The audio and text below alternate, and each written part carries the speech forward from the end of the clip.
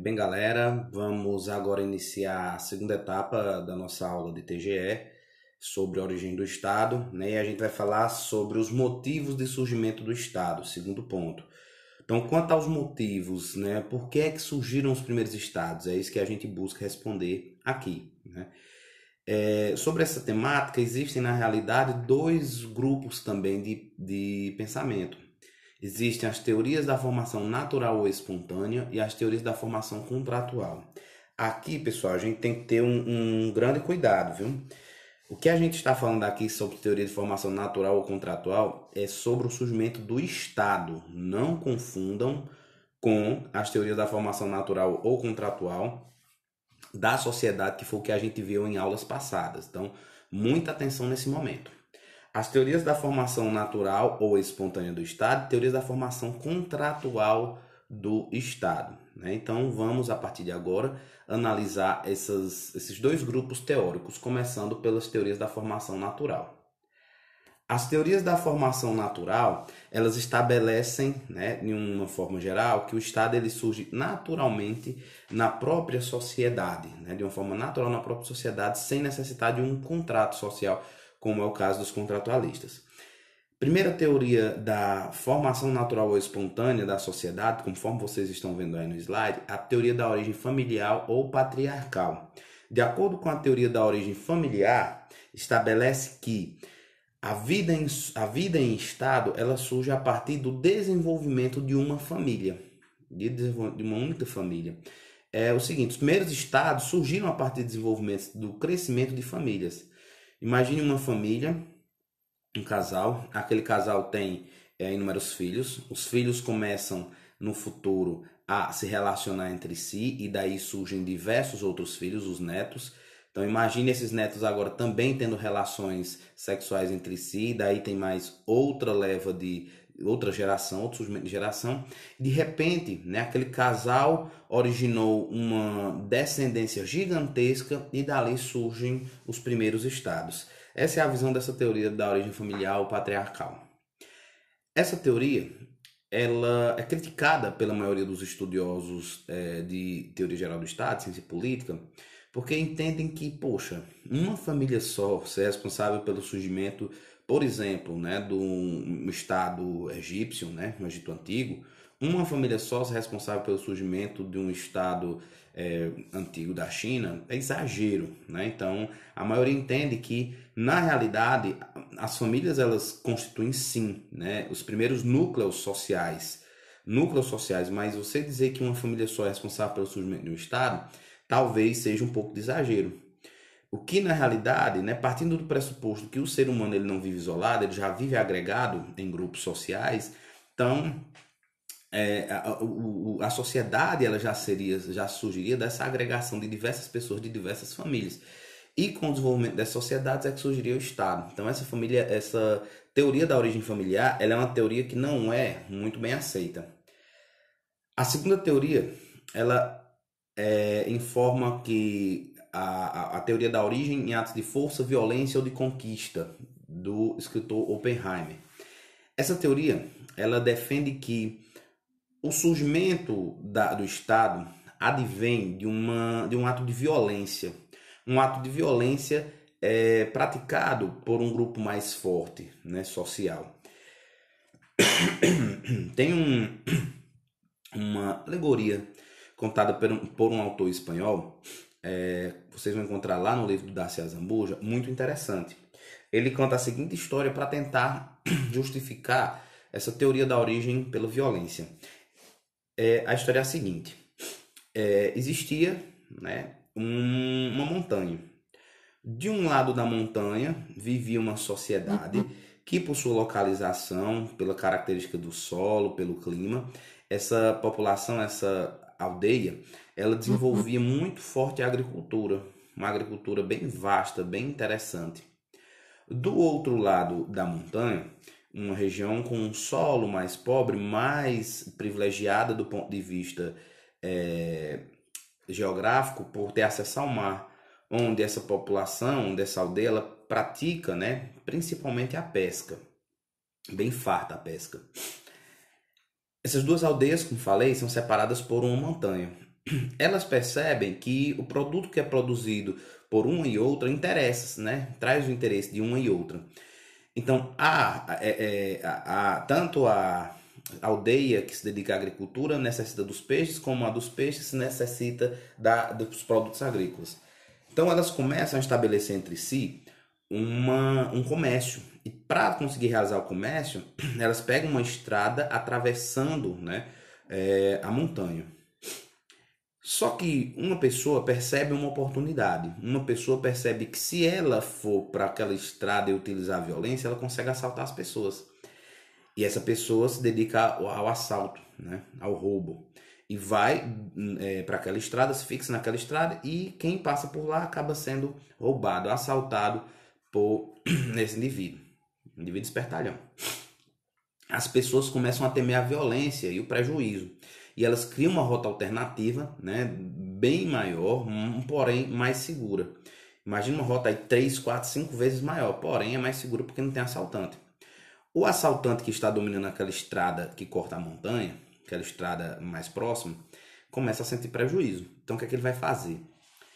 Por sentir os prejuízos, ele chama as aldeias, né, os líderes das aldeias e conversa sobre essa situação. Diz, olha, eu preciso que vocês continuem andando aqui na estrada, na minha estrada. E ele já disse que a estrada é dele.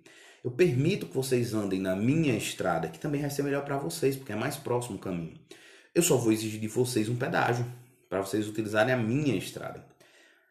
As pessoas, mesmo a princípio observando uma situação absurda, né? Poxa, a estrada não era de ninguém. Mas elas preferem pagar aquela taxa, aquele pedágio, por facilitar a vida, porque vai ficar muito mais fácil esse comércio entre essas aldeias. Então elas começam a passar pela estrada pagando o pedágio. Um outro espertalhão vê, mais uma vez, a oportunidade em explorar aquelas pessoas, em assaltar aquelas pessoas. Então, novamente, a estrada ela se torna perigosa, porque por mais que o primeiro indivíduo esteja cobrando um pedágio, ele não está segurando a segurança das pessoas, não está garantindo a segurança, e o outro veio assaltar. O primeiro dono, entre aspas, da estrada, vai conversar com o assaltante e diz, rapaz, não dá para você ficar assaltando, você não percebe que você espantou as pessoas dessa estrada aqui? Não dá. Se você continuar assaltando, como eu fiz no primeiro momento, você vai gerar essa fuga e a gente vai morrer de fome. Então vamos tentar fazer um acordo. Faça como eu. O que é que eu fiz? Eu estou cobrando um pedágio para entrar na estrada, nesse ponto. Você fica com outro ponto da estrada e cobra também um pedágio ali para o pessoal entrar na estrada. E assim é feito.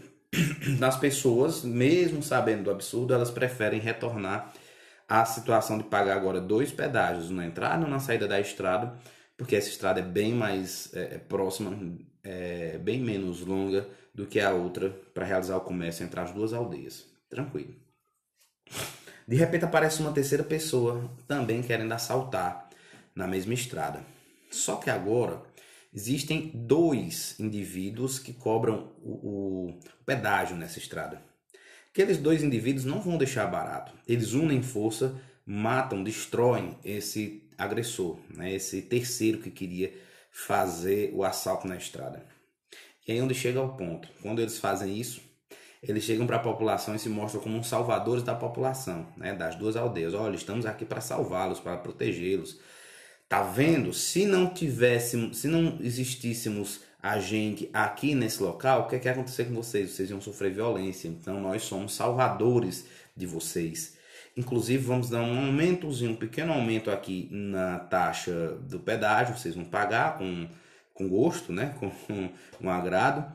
E também vamos instituir um feriado, né? Para falar do dia que os protetores das estradas, né, nos salvaram, etc. Essa alegoria irônica, bastante ironia, claro, ela mostra um pouco o que seria a perspectiva de existência do Estado. Seria assim, ó, o Estado ele existe porque um grupo violento, através das armas, através da força, toma o poder e exige que as outras pessoas cumpram com as suas regras. Oppenheimer entendia que o motivo era, obviamente, um motivo econômico. Então, o motivo era econômico.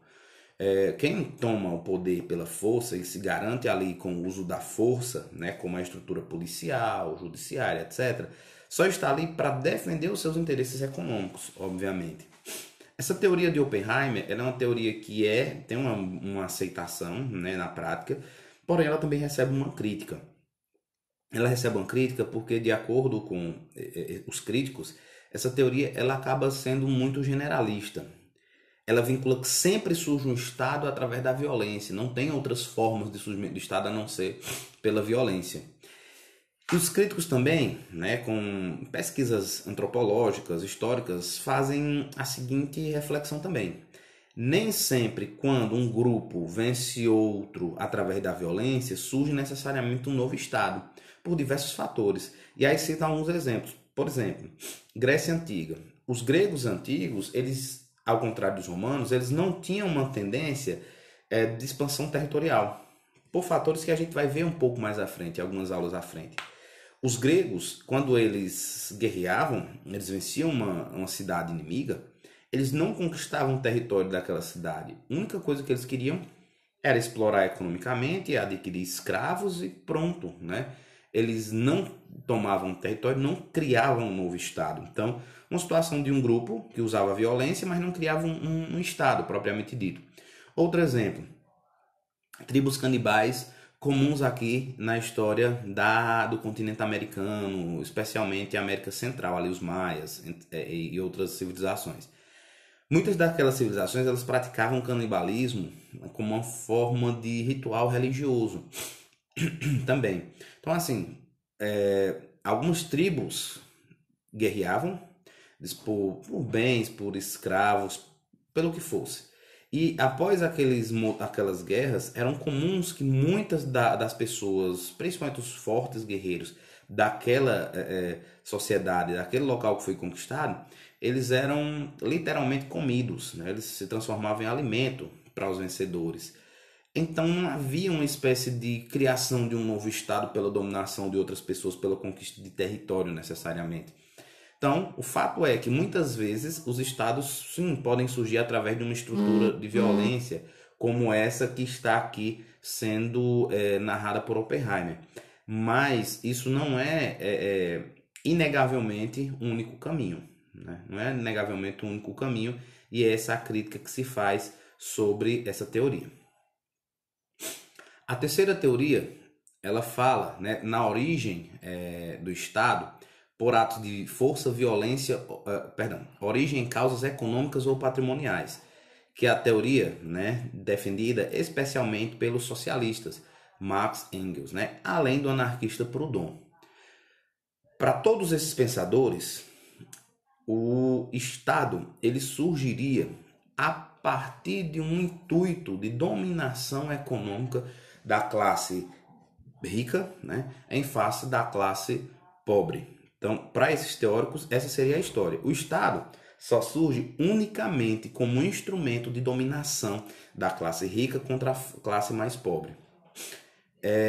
Como eu tinha falado para vocês quando a gente estava falando sobre os anarquistas, por exemplo. Existe um grupo, né, um grupo ou um indivíduo que um belo dia se intitula como proprietário. Eu sou o proprietário disso. Então todos têm que respeitar a minha propriedade.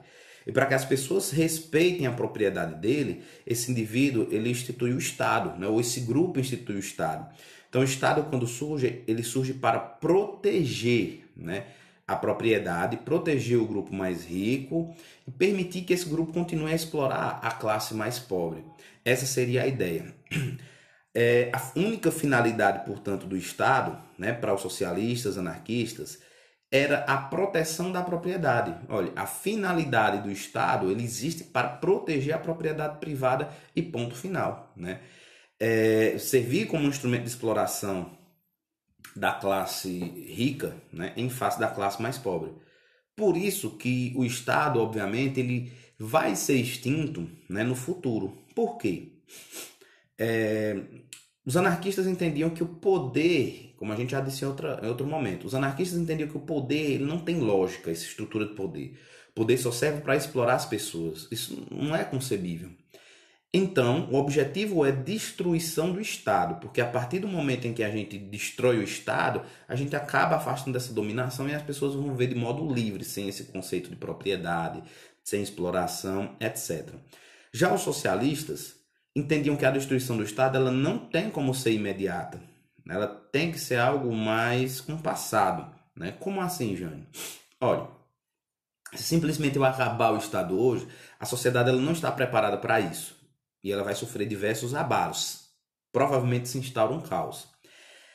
Mas se antes de eu destruir o Estado, eu passar por um processo de preparação, as coisas podem dar certo. Era isso que pensavam os socialistas.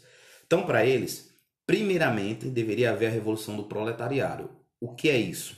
Primeiramente, os trabalhadores, os proletários deveriam se unir, tomar o poder, né, daqueles grandes capitalistas do Estado, tomar o poder do Estado. A partir dali, acabar com essa noção de propriedade privada, mas instituir a noção de propriedade pública. Tudo de todos, tudo sendo tutelado pelo Estado e com o uso de todos, de forma racional. Criar esse conceito de propriedade pública coletiva, substituindo o conceito de propriedade privada. Ok. Com isso, acaba-se, ao longo do tempo, a desigualdade social. Não há mais aquela pessoa que acumula a riqueza é distribuída igualmente. Então, com o fim do acúmulo da economia, com o fim do acúmulo da riqueza, há uma distribuição igualitária de renda, há uma distribuição igualitária de oportunidade. E as pessoas vão conseguindo a ascensão social. As pessoas pobres e exploradas vão conseguindo ascender socialmente.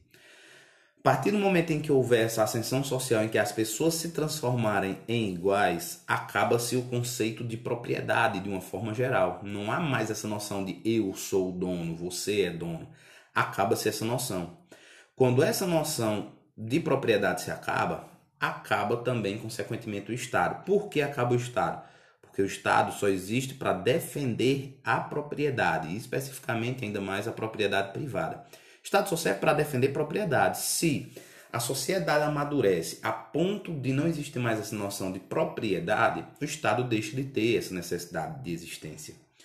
Por isso que para os socialistas haveria essa progressão gradual. Primeiro se entrava ao poder, o povo, o proletário, o explorado entrava-se ao poder. Depois de haver um desenvolvimento social, uma igualdade de oportunidades, e se instaurar uma ditadura do proletariado, quando todo mundo tivesse igual, aí a gente passaria para uma terceira fase de extinção do Estado, que seria a fase comunista, né? Conforme a gente já falou em outras aulas, os anarquistas viam esse caminho, né, traçado pelos socialistas como uma espécie de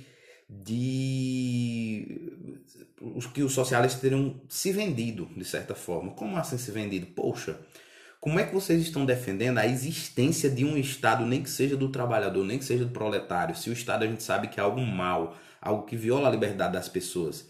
Então, os anarquistas surgiram um pouco antes na história, depois apareceram os socialistas.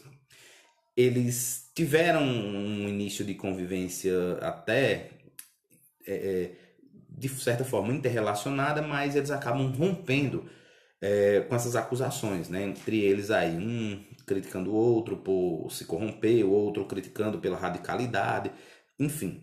Né? Mas foram dois movimentos ideológicos muito importantes do ponto de vista histórico e social, porque trataram e trouxeram grandes consequências até hoje, né, na política mundial. Então, por isso que são dois pontos bem interessantes. A gente vai parar por aqui, né? No próximo vídeo a gente vai tratar das formas de surgimento do Estado, para a gente encerrar esse tema origens e formação do Estado. Até mais!